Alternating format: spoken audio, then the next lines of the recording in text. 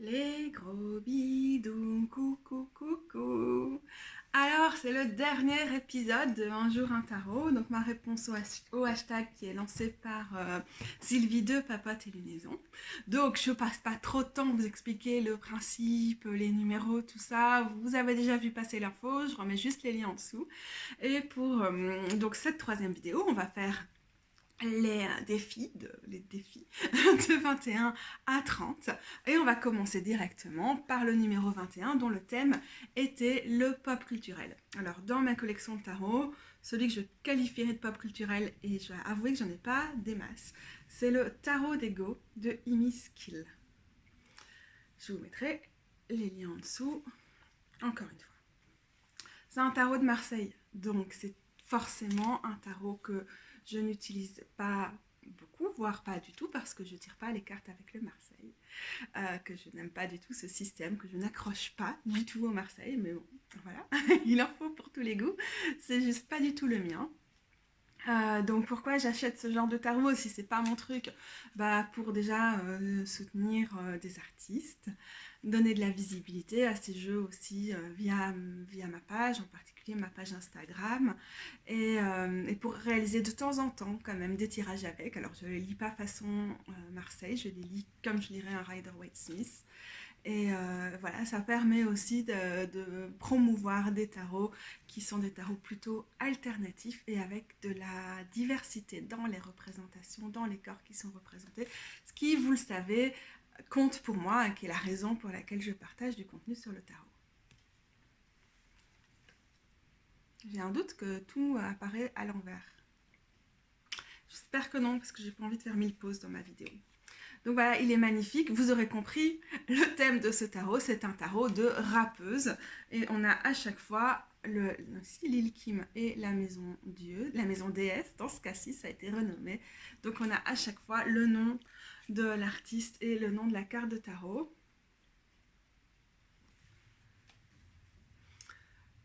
Il y a apparemment un groupe ou une artiste qui s'appelle No Name. Comme du coup, dans le système du Marseille, la mort s'appelle l'arcane sans nom. Le nom de l'artiste est No Name, je trouvais ça vraiment cool. Voilà, je connais pas tout le monde. Je suis pas une grosse fan de rap ou de R&B. Enfin, c'est pas que je suis pas fan, c'est juste que ça va pas partie du genre de choses que j'écoute facilement. Mais bon, je connais quand même suffisamment pour que je trouve ça vraiment délicieux, la façon dont ça a été choisi, le soin qui a été mis dans ce tarot. Et voilà, on a fait le tour. C'est l'avantage d'avoir un tarot de Marseille, c'est qu'il n'y a que 22 cartes à regarder et on appréciera Missy Elliott dans le monde. Ça nous vient avec juste une petite carte recto verso avec les mots-clés pour chacune des cartes et une playlist qui est écoutable en accompagnement. Donc voilà pour le pop culturel. C'est vraiment pas ma spécialité en termes de tarot. En numéro 22, on a le sérieux et j'ai choisi le Numinous Tarot de Cedar MacLeod. Ça, c'est un tarot, encore une fois, très étrange parce qu'il est beau, il est magnifique, il est plein de représentations, il est d'une grande richesse en termes de représentation au niveau du genre, des sexualités. Non, parce qu'il n'a pas vraiment une présence très sexuelle. Au niveau du genre, au niveau des, des âges et du statut de handicap, slash valide, etc. Et tout ce qui entre. Du coup, j'ai perdu le fil. Au niveau des corpulences, ça va, mais encore une fois, ça pourrait être mieux. Mais bon, ça, je le dirai sans doute tout le temps. Alors, cette carte, elle... Dreamer of Tomes, donc c'est la rêveuse de Tome, ce qui veut dire que c'est l'équivalent du page du pentacle. Ça nous reflète bien pourquoi c'est le tarot sérieux. Les pentacles sont des tomes et on voit des gens qui sont très travailleurs comme ça. Je pense que la personne qui a écrit ça est quelqu'un qui a une culture geek. Assez intéressante. Non, pas une culture geek, une culture nerd. Et que du coup, vous voyez, là, on a quelqu'un qui crée un zine dans le 10 de tomes comme les différents tomes d'un livre. Tome. Il y a un M en français, ça se prononce tome. tome 1, tome 1. Ah, goeie vraag. Moi, j'ai toujours des bonnes questions auxquelles je ne sais pas répondre sur des trucs comme ça. Voilà, c'est la même chose avec le roi de Pentacle, qui est ici mystique de tome. Je me suis dit avant qu'il faudrait peut-être que je vérifie la prononciation, je ne l'ai pas fait. Aïe, aïe, aïe, aïe, aïe. Donc il est sérieux pour moi pour ça, et aussi parce que même si c'est un tarot qui a beaucoup compté pour moi, dont l'achat a compté, le dos des cartes est très beau aussi, parce que c'était un tarot super important en termes de représentation. C'est un tarot auquel moi je ne vais pas particulièrement... pas adhérer, c'est pas une question d'adhésion, mais accrocher, malgré sa très très très très grande beauté, hein, vous le voyez ici, et toutes ces intentions, cette richesse. Alors bon, par contre, comment les majeurs sont renommés, là je fonds. L'impératrice 3, c'est la personne qui nourrit, le nourricière. Très très cool là-dessus. Franchement, il y a un travail énorme qui a été fait au niveau des représentations, au niveau des noms. Donc les créatrices sont l'équivalent des reines.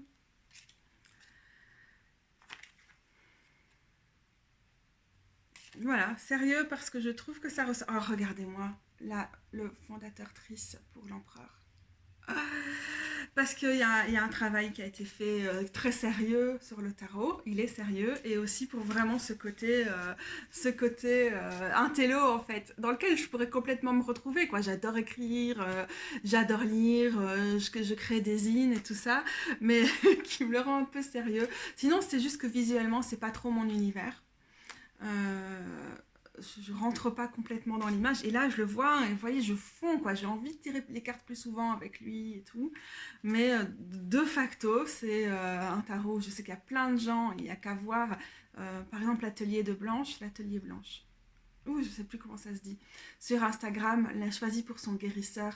Et donc il n'y a qu'à voir à quel point il y a plein de gens qui ont une relation forte avec ce tarot pour se dire que c'est vraiment moi.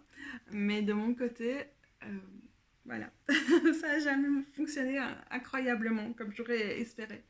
Et je l'aime, et je ne peux pas trop m'en séparer déjà parce que c'est tellement important d'avoir un tarot aussi formidable en termes de diversité dans ma collection, que je ne peux pas du tout m'en séparer. Quand je dis diversité, c'est pas version RH, version capitaliste ou quoi, c'est juste, j'aime pas trop les termes comme inclusivité, que je trouve un peu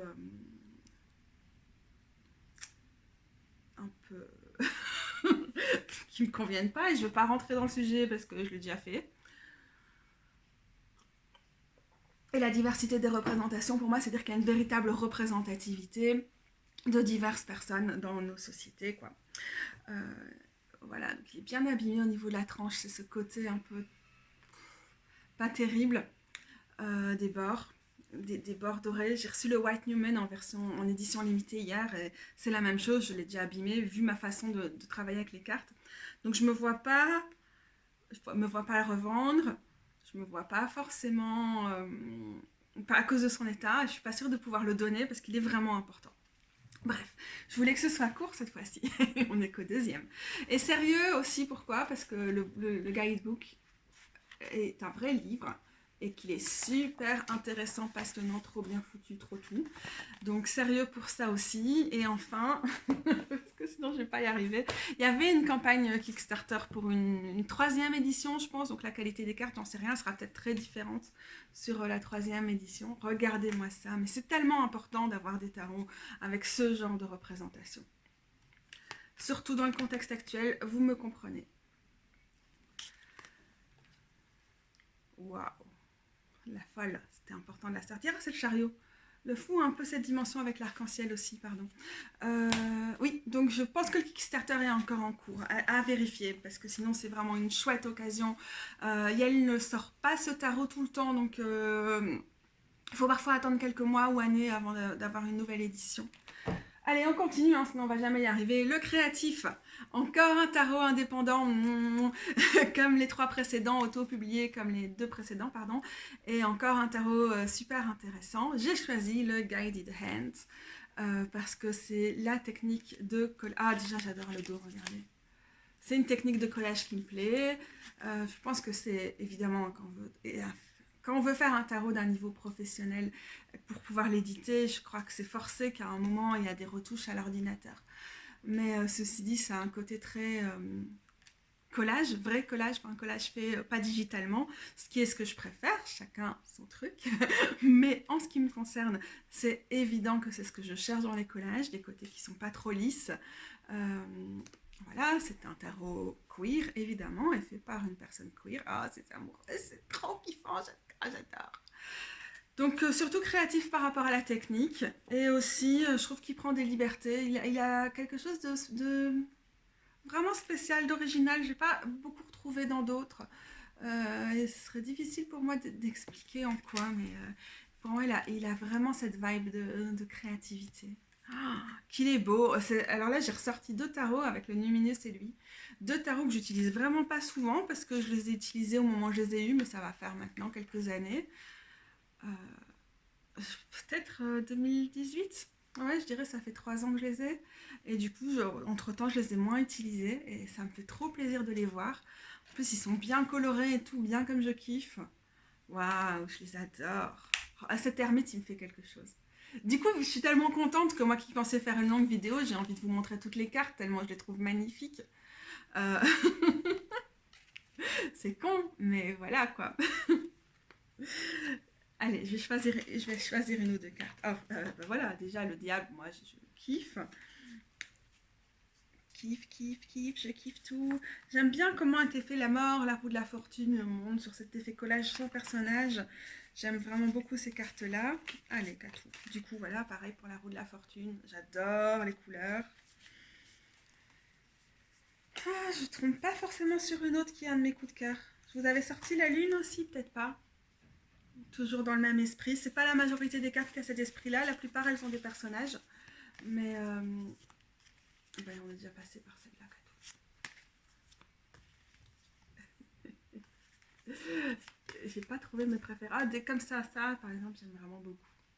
Et le 7 de coupe, qui est une carte souvent assez difficile à interpréter, vous en conviendrez sûrement aussi.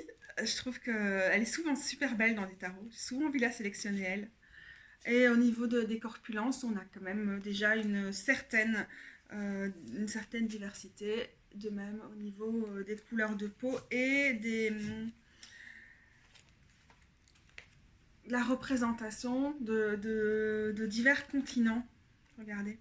D'ailleurs, on a souvent des cartes qui apparaissent en fond, des cartes pas souvent, mais ça arrive. Je vais vous montrer le 2 de coupe après ce 1 de coupe, parce que le 2 de coupe est très joli aussi. Voilà, le créatif d'office, il est chouette comme tout. Par contre, le suivant, qui est l'historique, comme j'ai fait toute une longue review avec plein d'avis sur l'histoire du féminisme et tout ça, celui-là, je vais vraiment juste... il est trop gros, il est trop large, donc j'ai choisi un jeu... un pochon large, c'est encore compliqué de le rentrer, de le sortir de ce pochon.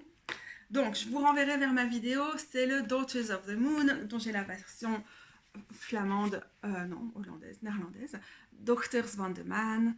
Et voilà, ça c'est vraiment trop contente de l'avoir celui-là. Initialement publié en 84 dans sa version noir et blanc et au début des années 90 dans sa version coloriée. Fait partie de toute cette génération des tarots féministes ronds et je reviens là-dessus dans ma vidéo sur le sujet, donc vous pouvez trouver le lien. Et du coup, un tarot historiquement important dans la tradition des tarots féministes et des tarots qui ont pris des libertés avec certaines des règles du tarot pour justement le dépatriarcaliser. On crée un tarot de meufs, alors avec les écueils qu'on connaît maintenant, c'est qu'on a une association de meufs et d'un corps genré et donc pas une grande place pour des diversités de femmes, notamment des femmes trans, mais il faut aussi comprendre son importance historique tout en gardant ce regard critique sur ce tarot, je pense. Et donc c'est mon tarot historique du moment et je l'adore. Hop. et hop, et on arrête. Et à chaque fois, il y en a une autre qui ressort derrière. Je fais, ah ouais, celle-là elle est bien aussi, je vais la remontrer. Et en vrai, hein, j'ai fait tout un walkthrough à la fin de ma vidéo de review. Donc c'est encore une super longue vidéo, mais elle est super bien séquencée. Donc vous pouvez juste aller voir le walkthrough si c'est ça qui vous intéresse. Donc je vous renvoie vers ma vidéo. Et voilà, comme j'ai pas envie de faire du montage parce qu'après il faut faire des exports et que ça prend trop de temps et que ça m'embête. Vous me voyez boire pendant ma vidéo. Et me faire des moustaches de thé menthe fraîche. Le confident. J'ai choisi le Modern Witch Tarot. Pourquoi? Je pense que j'en ai déjà discuté dans une de mes dernières vidéos. C'est que je pense que...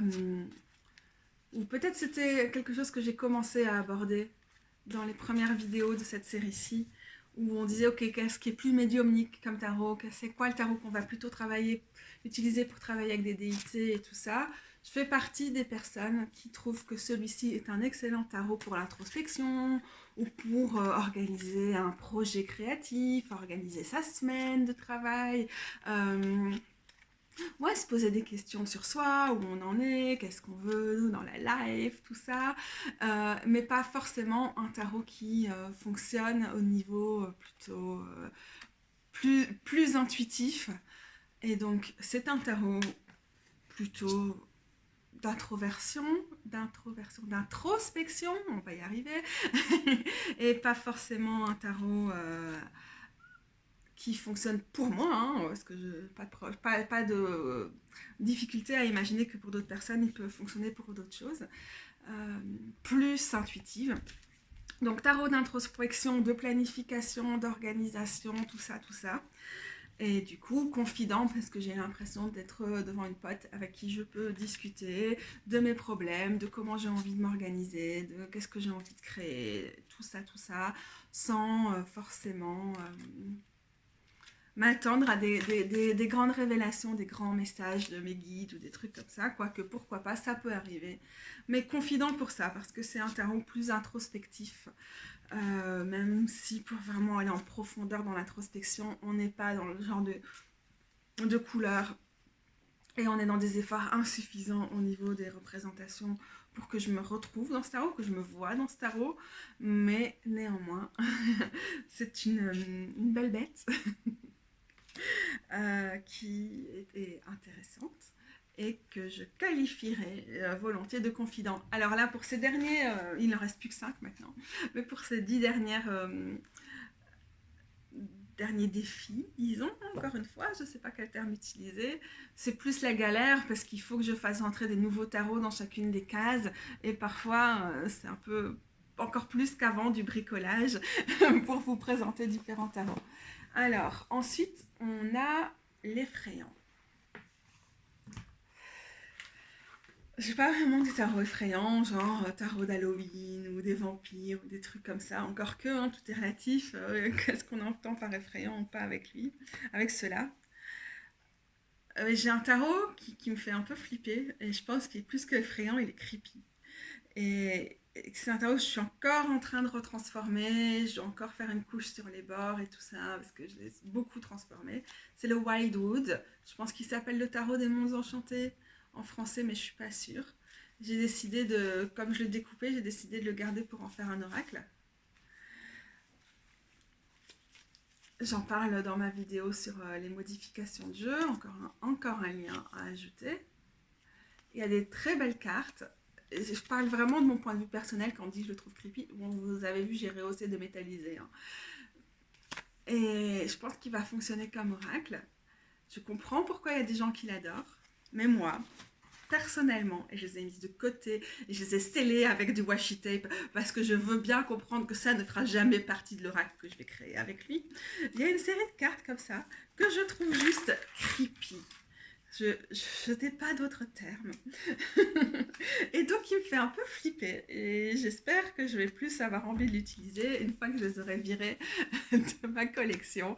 Et que je travaillerai qu'avec les cartes que je trouve jolies en format oracle. C'est creepy, c'est ces mecs creepy en fait. Hein. Je les aime pas, moi, ces dudes-là. Ces mecs chelous. je sais pas mes potes, je les trouve effrayants, je les trouve creepy, j'ai pas envie de travailler avec eux. C'est pas que j'aime pas les cartes qui font peur, mais j'aime pas les cartes creepy en fait. On croise déjà assez de mecs creepy au quotidien, on en a déjà assez qui nous ont gâché la vie. On veut pas les voir leurs creepy là, creepy.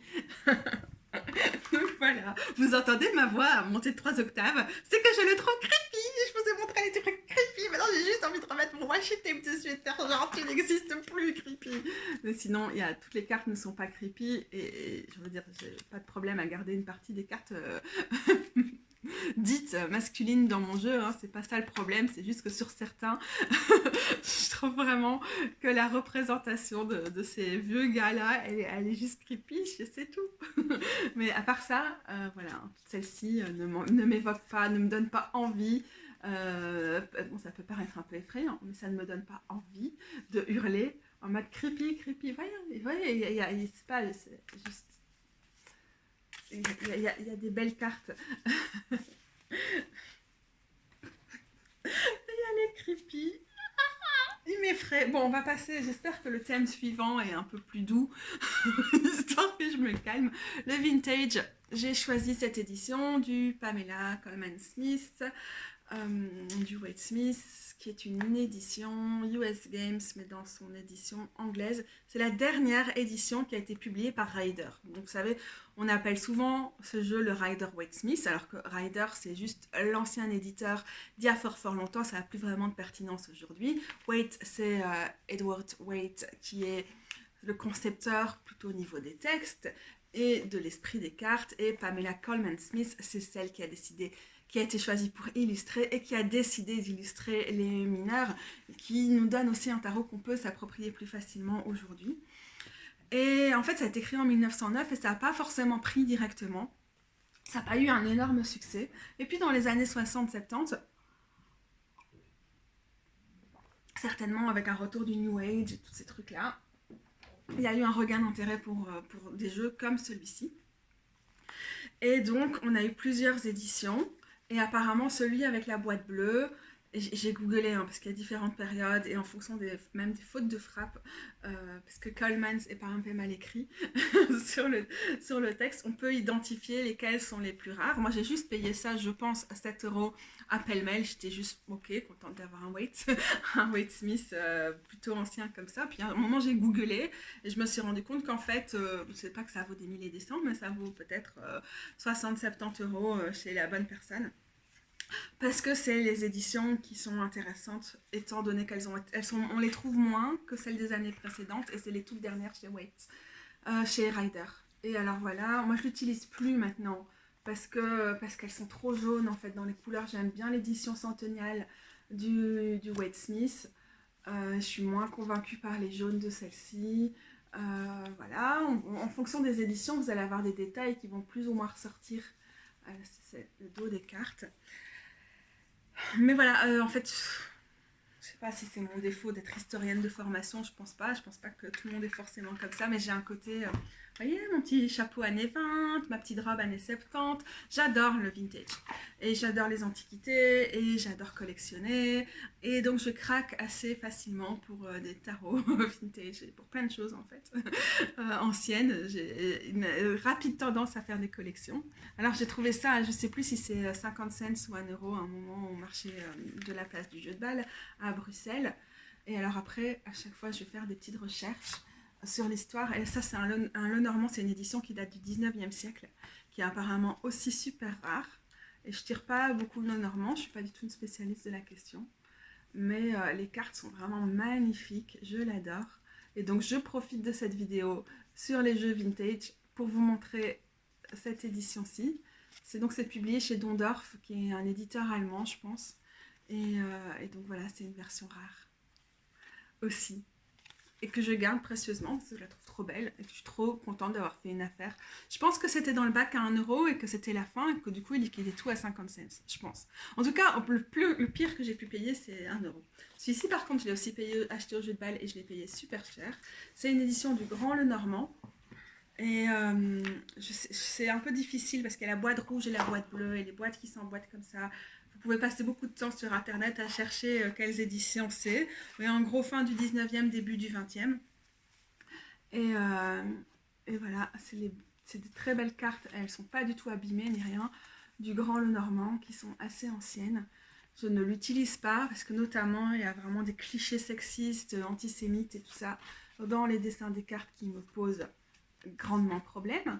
Mais c'est tout de même un bel objet historique, intéressant. Et techniquement, comme il a plus de 100 ans, ça n'est pas...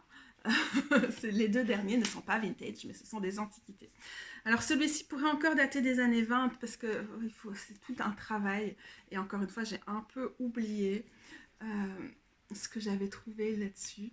Peut-être qu'il y a plus d'infos maintenant sur Internet. Je pourrais checker. Bref, je suis très contente de mes oracles. Le sort s'acharne contre moi. Je voulais faire une vidéo en une partie pour m'éviter un export douloureux qui allait prendre des heures à mon ordinateur et que ça allait tout bloquer et blablabla. Bla bla bla. Et du coup, je voulais aller vite pour ne pas arriver à ne plus avoir d'espace sur mon téléphone. Bref, c'est ce qui est arrivé. Je n'ai pas réussi à aller vite. L'intrus, c'est ce tarot-ci, c'est le tarot de la dévotion. C'est la boîte de la dernière édition, mais dedans, vous allez trouver le jeu de la première. J'en parle déjà ailleurs, donc je ne reviens pas sur les détails. Et je vous mettrai le lien vers ma vidéo sur ce tarot-là et l'ensemble des jeux de le page novembre. Voilà le petit livret. Pourquoi est-ce un intrus? Parce que ça n'est pas un tarot malgré son nom. C'est un oracle, mais c'est un oracle avec une structure proche du tarot dans le sens où il y a des arcanes mineures qui sont classées en 3 séries. Celle-ci, c'est celle des sorcières avec le petit atamé, couteau en haut. Celle-ci, c'est celle des sorcières également.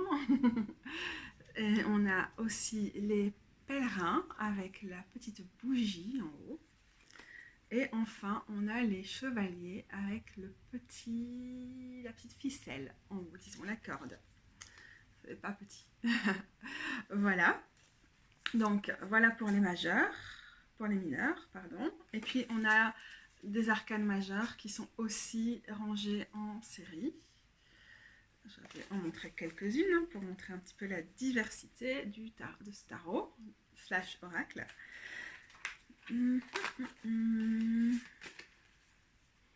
Voilà à quoi ressemblent les majeurs qui sont des vitraux. Je pense que c'est ça l'idée, contrairement encore des majeurs, contrairement aux mineurs qui sont des fresques. On a l'effet papier vieilli, etc. Et ils sont rangés de façon à former une espèce de clé de voûte dans une cathédrale médiévale, comme ça se retrouve dans cette présentation du système de ce tarot-ci. Voilà, c'est un intrus parce que j'adore ce jeu, mais ça n'est pas un tarot, malgré son nom, et en même temps, parce que son système est tellement bien développé, et que du coup j'ai pu vraiment me créer une affinité dans la structure avec lui. Je trouve qu'il n'a pas non plus volé complètement sa place parmi les tarots. Alors que j'ai exclu l'ensemble de mes oracles de ce jeu, histoire de rester cohérente. L'enfantin, vous avez vu, peut-être moins aujourd'hui, mais dans d'autres parties de ma série, d'autres jeux qui pourraient qualifier, être en qualification, qui pourraient être de bons candidats pour cette série-ci. Seulement celle qui fait plus de bien à mon enfant intérieur, qui me fait le plus de bien à moi en tant qu'enfant, c'est celui-ci, c'est le Mystical Cat Tarot, le tarot des chats mystiques. Il existe aussi une édition en français sous ce nom. Hop, et hop. Je vois qu'on est en train de perdre beaucoup trop de lumière pour pouvoir faire ça correctement. Et je ne vais pas allumer mon anneau LED pour les quelques minutes qui nous restent. Mais voilà.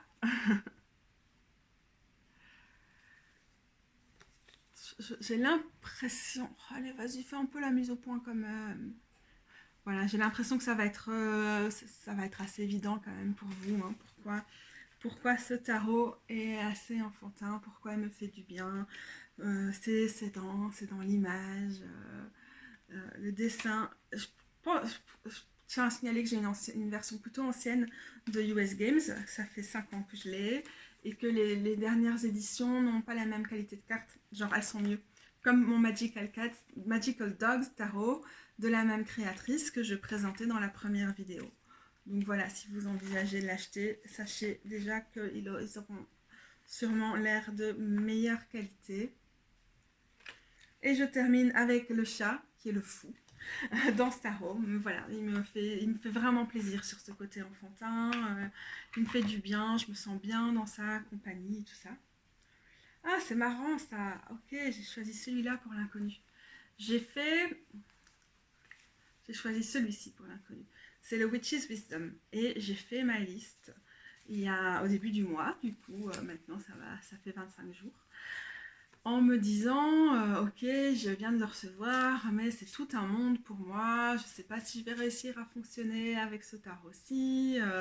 Oui, je vais mettre celui-là sur l'inconnu parce qu'il m'ouvre vers un monde et je suis pas certaine d'accrocher, blablabla, j'ai plein de réticences.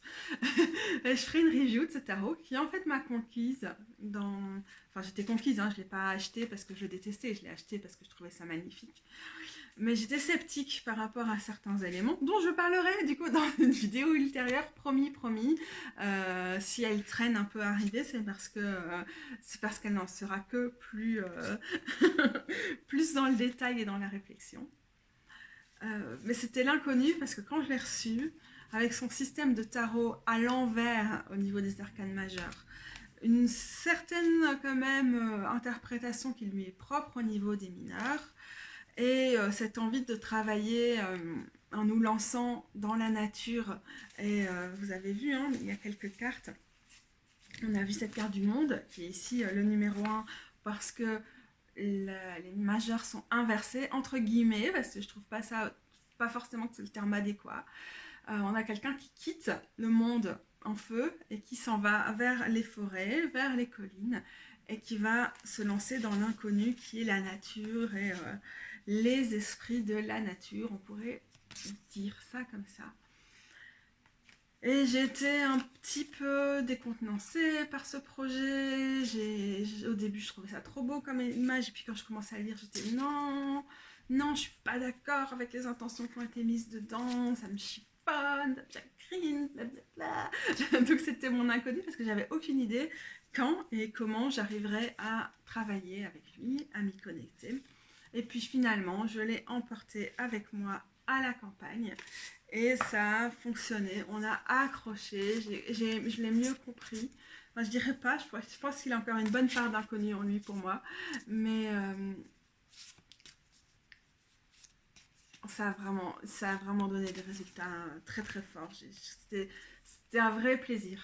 J'ai trouvé ce que j'espérais trouver quand je l'ai commandé. J'avais pas remarqué, c'est en le regardant dans le reflet comme ça de mon écran que je vois les deux yeux et la bouche là et tout. À chaque fois je le regardais, j'étais ah c'est trop beau avec le crâne et tout, j'adore. Mais maintenant je le vois comme ça, on dirait un homme vert comme ça là derrière. Ah c'est normal, c'est une carte de figure. C'est à la position de l'équivalent des cavalières, je pense. Incroyable. Je découvre des choses en regardant mes cartes comme ça. Ah, regardez-moi ça. C'est beau. J'adore. Inconnu, on a encore du temps à passer ensemble, lui et moi, du coup. Hop. Et voilà, encore une fois, je trouve ça tellement beau. J'ai envie de toutes vous les montrer. Et c'est l'occasion pour moi de toutes les re-regarder. Et donc, je suis trop contente. Mais c'est pas le but. Surtout qu'on aura l'occasion de le présenter. Alors, le personnage principal, la protagoniste de ce jeu, c'est la pèlerine qu'on retrouve ensuite sous différents visages tout au long, elle et qui elle rencontre tout au long du tarot. Regardez-moi ça. Ah, les moyens du petit chéri d'amour. Je vous expliquerai comment ça se passe avec lui et tout ce que j'en pense. Promis, pas très bientôt. Je ne vais pas promettre que je le ferai bientôt. Je vous promets que je le ferai. Voilà. Du coup, on a terminé cette revue en 30 tarots de ma collection. Ça couvre pas tous mes tarots, certainement pas tous mes oracles. Comme j'ai reçu le White Numen de la part de Liminal 11 hier, je pense que je l'ai encodé comme mon 37e tarot. Mais je ne compte pas mes Marseilles dedans. Je pense que j'ai 3 ou 4 Marseilles en plus, dont je ne me suis pas séparée. Et puis j'ai 25 oracles, je pense. Donc autrement dit, dans ces 30 positions se rentraient presque tous mes tarots. Et après j'ai repensé à ceux que j'avais pas sélectionnés, j'ai un peu la larme à l'œil pour eux, j'avais envie de parler de mes oracles, mais je suis vraiment déjà contente d'avoir pu faire ce travail préliminaire parce que ça fait longtemps que j'avais envie de parler de ma collection, comme l'ont fait notamment Valil sur son Patreon, et Phronesis, Phronox sur sa page Instagram. Et ça me fait toujours super bien, super réfléchir.